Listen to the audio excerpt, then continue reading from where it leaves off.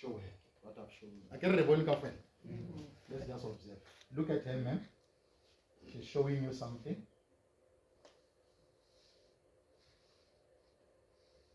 Show her. Tap her on the shoulder.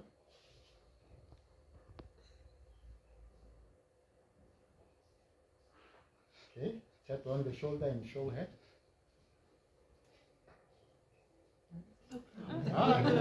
No. It's fine. It's fine.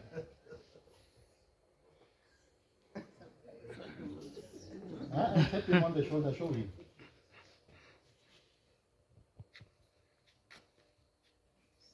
Tap her on the shoulder and show her what you are showing.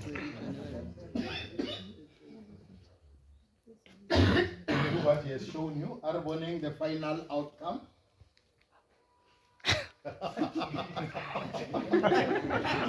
Now, only 6 people already. When it gets to her, the message is lost. Totally lost. You can be seated. Thank you so much.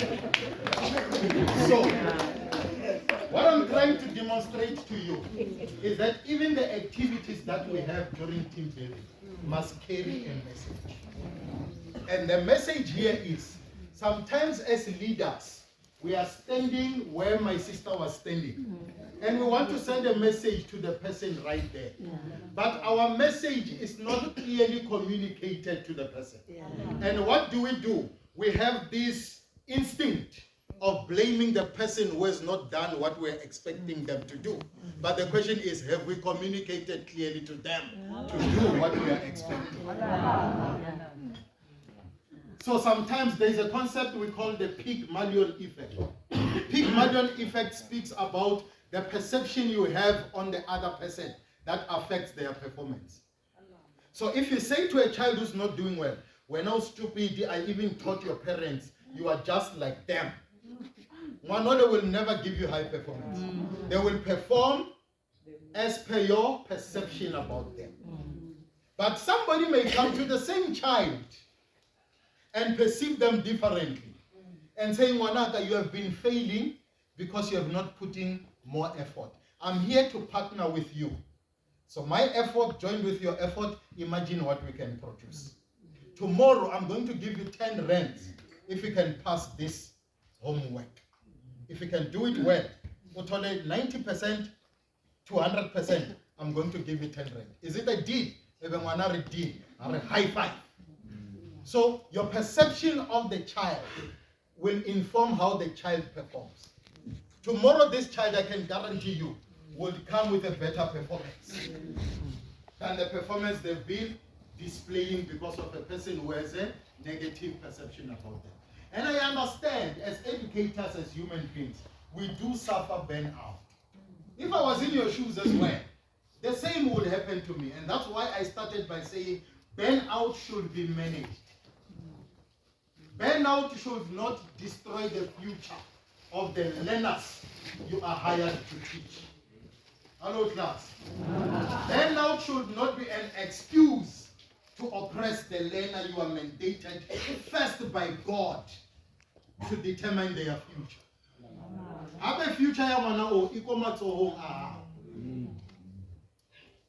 we come with excuses all the time. If the parents are not doing anything, you have never even been to their home to see the situation. You don't even know that the parents are drunkards. Every day they are drunk, they don't care about the future. But you want to blame the people you don't even know. Instead of looking at the mandate that God has given you of taking care of the future of this child. I'm going to tell you what I always tell people. I go back to the high school where I passed my matric. I passed my matric at 3 distinctions, at least out of 6 subjects. I didn't do bad. And looking at the subjects where I got the distinctions, maths, accounting, and economics, it simply means I was a bit smart. I go back to that school. Of course, other educators have retired, others have died. But those who are there, I'll go to Nando's and buy that combo. I want a combo, nails, winglets, and what, and buy it and say, "Let's have lunch."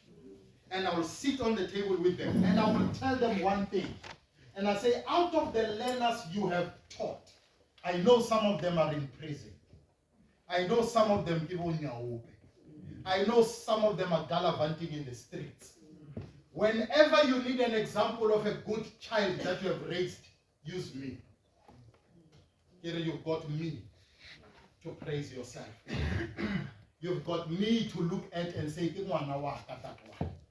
with pride. So out of these learners that you have, there are those who are struggling with learning, not because they are stupid. They are struggling with learning because of home situation, because of their psychological, problems. But when you can encourage them and they make it in life, they will remember who was responsible for my future. We went to universities. No lecturer in university is responsible for my future. It's the teacher that taught me in primary and the teacher that taught me in secondary. Because in university already I'm an adult. I know how to stand for myself. But those who became patient with my rambunctious behavior, when I was out of order, they still saw a gold in me. I go back to them and thank them. One of them is a doctor of psychology today. She was doing her birthday last time, and I was the keynote speaker in her birthday, in front of all the other doctor peers, professors that were there. Her own son was standing. And she was sitting there with pride. And when she was telling them about the stories, I remember one time Linna Nekebaka fit into the societal order. Linna Kenya Mangina. Kenya Mangina, let the popular the 9 current. Yeah. Linna Kenya Kebaka Utana Libashiman Baba. Hey, that lady got mad. Arawakamana, Akenyi Dilote. Wakamana, Akenyi Rubbish. Because I think the others, they are from township. So they were disrespectful towards the teachers. So she said, Wakamana cannot be part of those statistics. She called my biological mother. My mother had to come. Of course, they ended up drinking tea. But the agenda was me. Today, she is proud of me. So I want to encourage you, Banabakohai.